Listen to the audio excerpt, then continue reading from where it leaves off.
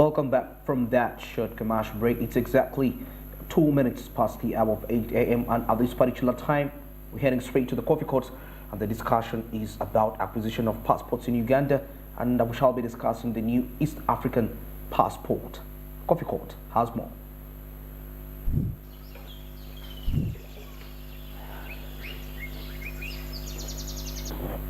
And this is where we ask the hard questions, but most importantly, questions that matter. This time round, we speak on matters regarding passport in Uganda. Who qualifies?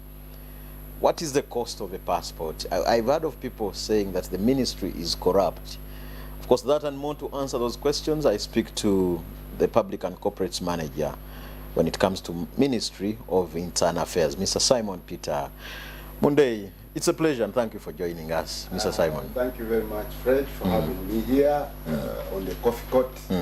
I'm glad that this is the second time I think I'm appearing. And the other time I appeared, I had lots of people calling me. It looks like this program is so popular. It's a popular one, and because here we had we handle the hard ones. Wow. It's a continuation of the other ones. Yes, okay. Now, let's begin from, what's your mandate as Ministry of Internal Affairs? Internal Affairs, you know, is the government. This ministry is the real government. This ministry does lots of things. What are those?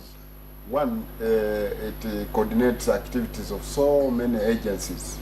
Uganda Police Force, Uganda Prisons, NIRA, so on for national ID.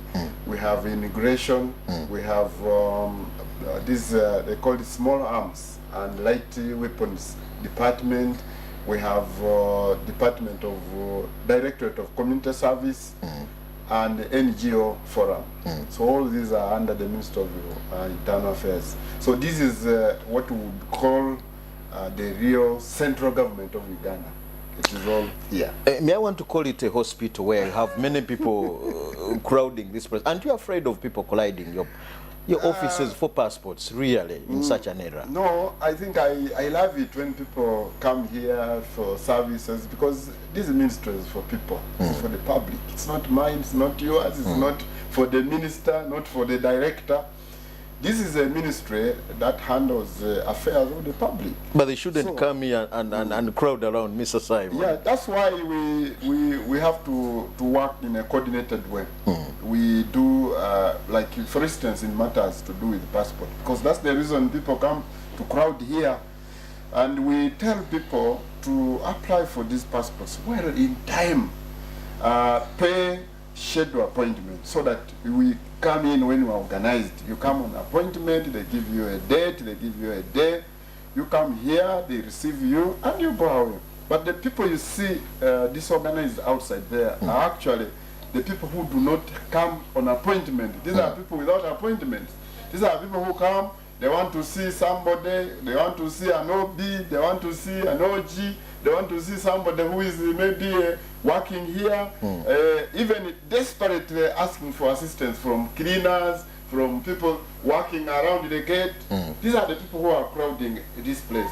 Otherwise, if we had people getting organized and applying and scheduling appointment, you wouldn't be seeing this kind of confusion. So let's begin with the passports. Yes. Now, talk to us about the different types of passports that you issue as Ministry of Internal Affairs as of late.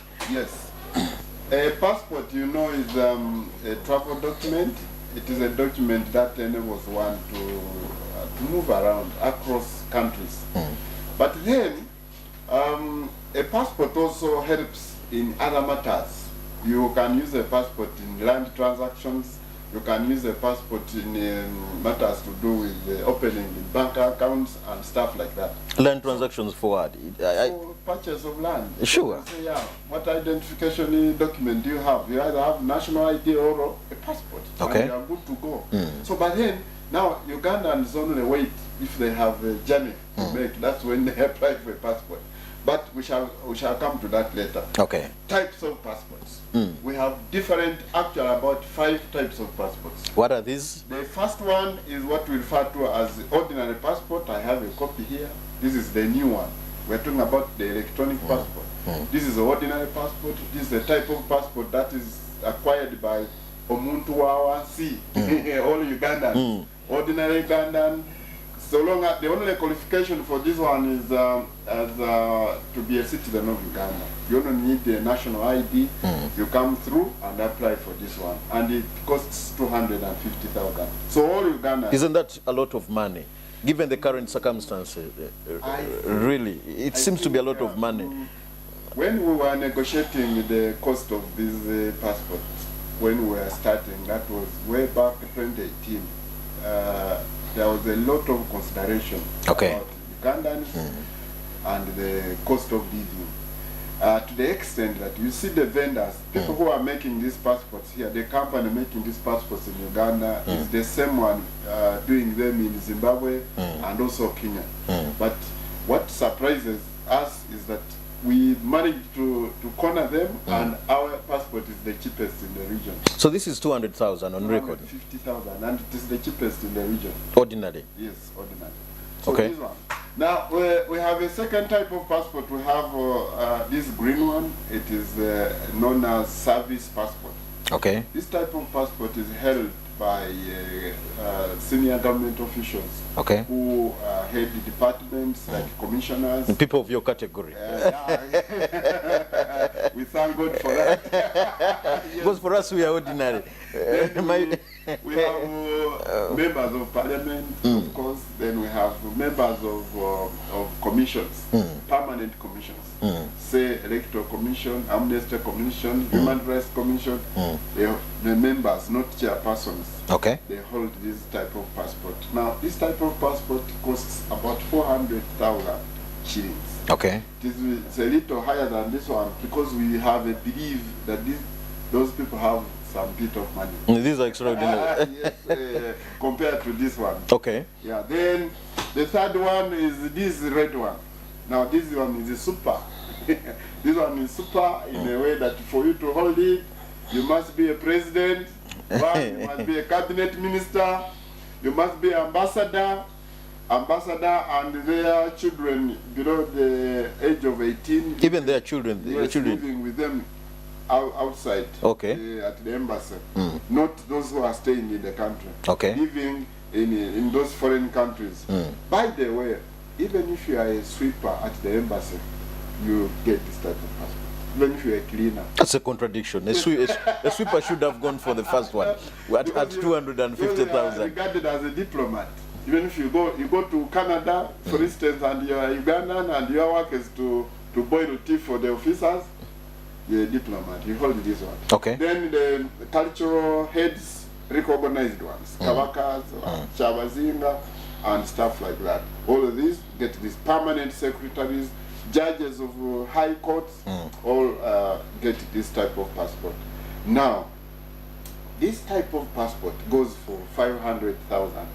500,000, and you can see that it is the most expensive of all these. But when you compare, it's really, this is still low. An ordinary pays 250. A judge is paying 500. That's very little money. Little, because also I don't think a judge has lots of money to spend on a passport. You see, the more money you get, the more problems you have and responsibilities. So I think 500 is a fair deal. Yeah. Then we have others now. We have this one. This is a new certificate of identity.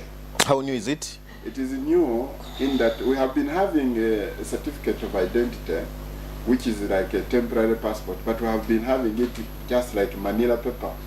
Not Manila, actually, like this typesetting paper. So we recently sat down and improved on it.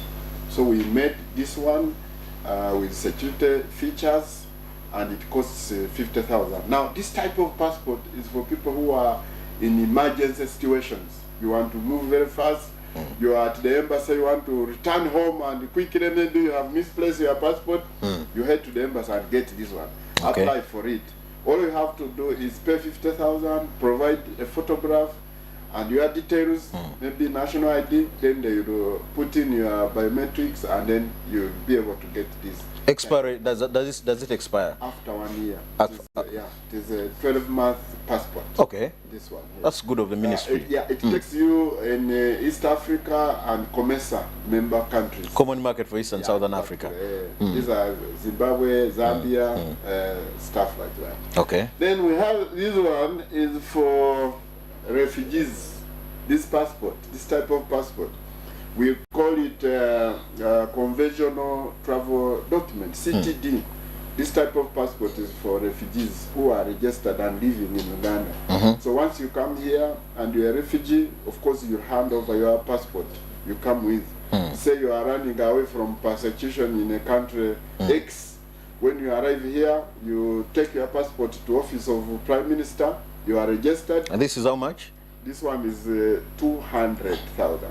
To a refugee who has no money.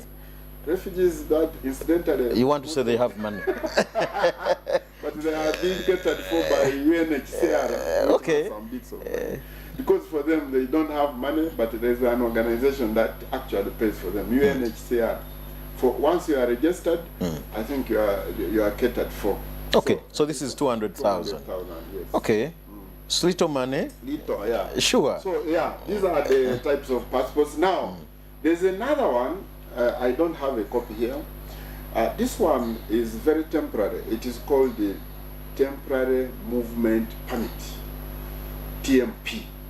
This one is issued to Ugandans who are traveling into countries sharing a border with Uganda. You're talking about Kenya? Kenya, Sudan, Rwanda, Tanzania. So why would I need if Kenya is a member of the East African community? Yes. Tanzania. Why would I really need all this? No, of course we try to make it convenient in all ways. For you to go to Kenya, you just need, by the way, a national ID. Now, if you don't have a national ID, then you can apply for that TMP. It lasts 3 months. Because we have communities at the border points that engaged in the simple businesses across border. Somebody has a garden. You see, we have people in Lwakaka living in Uganda, but early in the morning they cross to go and till the land the other side and then come back. So those ones don't need to use a passport. That's why facilities like a TMP come in handy. TMP and sometimes if they have national ID, they could easily cross with national ID. So we want to make it, we have tried to make it so convenient and easy, especially for communities living along borders. Thank you. You've made the environment very easy, Mr. Simon. Now the issue goes back to the blog. You've heard of people say that maybe you were corrupt ministry. You've heard of people say there are people who get money about 400 and 500,000. I don't know if you are aware of this as a ministry. I want to, first of all, before I answer your question, to have something to say about corruption. Now, regarding passports. The people who claim that we are corrupt here are this type of Ugandans who, one, apply for facilities, these passports, very late, only when a journey has come up. Somebody has a journey, maybe 2-3 days to come, and puts in a passport. Then he's panicking, he's all sweating. So now when he approaches the ministry, of course we don't have those tendencies of trying to shortcut this and that. So such a person will be desperate in the first place. And when he is desperate, he will look for all means of trying to acquire this passport very fast. These are the people now who approach brokers. And brokers are the ones who fleece them of their money. I am aware of people who have been fleeced by brokers. You are aware? I'm aware, yes. Even recently, there was a government official, senior government official from one of the ministries who came here, and because he wanted a quick passport, he had not even applied, but he had his 2 million shillings. So when he came outside the ministry, he approached somebody. Of course, they saw his demeanor. So if that happens to a minister, somebody of a character, body language was showing that he was panicking. He wanted some quick service. These guys have lots of psychology in their heads, so they knew. They approached him. Yes, he said, indeed, I want a quick passport, then they put him aside. They offloaded him of 2 million shillings. You even call it offloading, really? Because he had it. It was a load on him, and he was willing to... So a broker is part of the ministry? Oh, they're doing not that? At all. We do not have actually a single broker inside this ministry. But these are people operating outside the ministry. These are people on the Kampala Road, people on the Winton Road, people on Luzira, that road going to Luzira. Now, we don't have control over these people. No, but you are Minister of Internal Affairs, Mr. Simon. Yes. And whatever we are discussing are matters within. I want to think you have the capacity, the ability to deal with all the... Because these are the issues that cause damage to the image of the ministry. It is like you're saying now, as the government of Uganda, do we encourage people to steal? No, do we you encourage don't. thieves? No, you don't. But are thieves not there in Uganda? They exist. So these are What are you saying anyway, Mr. Simon? What I'm saying is, well, these brokers, we have tried to arrest them. Even the recent time, we arrested 15 of them. They are in court. But now they are not within the ministry premises where we have control. These are people on Kampala Road. You not go to Kampala Road, you find man very smart dressed like you, and then you say, I'm arresting you. And also, these cases of corruption are between the parties that agree. Somebody is having 2 million, is looking for a broker. I really don't have control over such a person. I want you to tell me that somebody dressed like me with the name tag in the ministry has asked for a bribe. So what is the right procedure of me getting a passport? The right procedure is you go online, www.passports.go.ug. Once you reach there, the page will open. And that page asks you for a simple basic questions. Your name, your just biometrics and details. Do I pay to your account as Simon Monday? After you have put in your details, system gives you payment reference number. This is PRN generated by our system, but from URA. So you go to pay in the bank. You can pay using mobile money. Why don't I pay to your account? Because it is not allowed. This money is not collected by me. This money is collected by Uganda Revenue Authority. We even don't see money here. Sure. For us, we just deal with documents and papers. We see on our computers and process. We don't see the money. Okay. Yes. The people stranded out there. What plans do you have as ministry to help those people who sometimes get stranded outside the borders of Uganda, in overseas? So what plans do you have for them as a ministry? The government of Uganda is a very sensitive one, and it cares for its people. It cares for its people. That is why we are now embarking on opening for passport centers outside Uganda. We have opened one in Washington, so we have solved the problem in the US. We have opened in London for a group of people living there, Abu Dhabi, Pretoria, recently in Canada. We are going to Denmark. We shall go to Beijing, China. Now, this is just to show you that we are caring about those Ugandans. Now, there are countries where our presence is not yet registered, like Russia and others, so many. So what we do, we encourage our people to go online, apply for passports. After they apply online, they download those papers, they pay using Visa card. After you pay, you put your papers plus photographs in an envelope and you courier them to Kampala and work on these passports. I think that's a good achievement. Are there any missing link that you think needs to be addressed in relation to the subject matter? Yes, we ought to have acquired what we refer to as mobile enrollment kits. And what has prevented it not? Now, of course, one is the budget, and two, we were disorganized by COVID that time, 2020. We are post-COVID now. Now. That's why we are now, but we have not completely abandoned that idea of acquiring mobile enrollment kits. We are actually steadfast thinking about it. And once we acquire mobile enrollment kits, everywhere we shall be enrolling passports. But as of now, people who are living in those countries I've mentioned, where our presence is registered, can go to those embassies and finish passport matters without having to board a plane to come to Uganda. Is this a good office? So this is very difficult. It's a difficult one. I answer very difficult questions on behalf of everybody. especially on the coffee code. Yes, because that one. And you know, my phone is ever buzzing. You need an assistant, maybe. My passport. Although we opened up a call center now, which tries to help in matters of, especially passport. People call. Now, the only challenge we have in the call center is that you find one person, because it is a toll-free number. You find one person calling in now, calling in after one hour. It's a challenge. The whole day he calls about 15 times.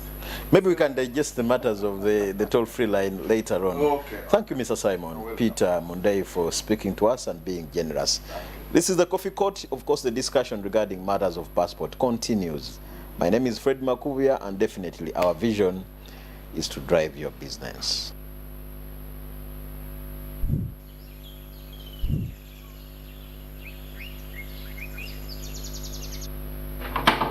That's regarding aware that we have nothing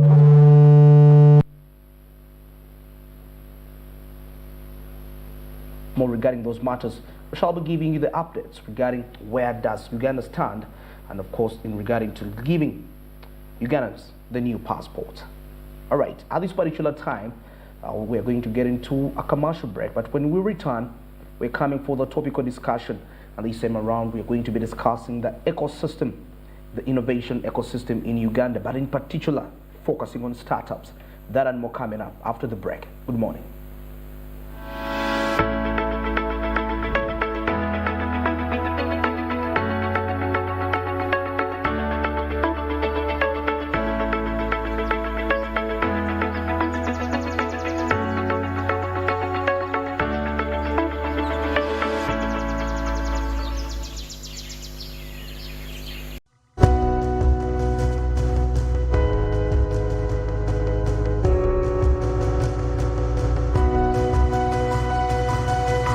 SMART24, driving business.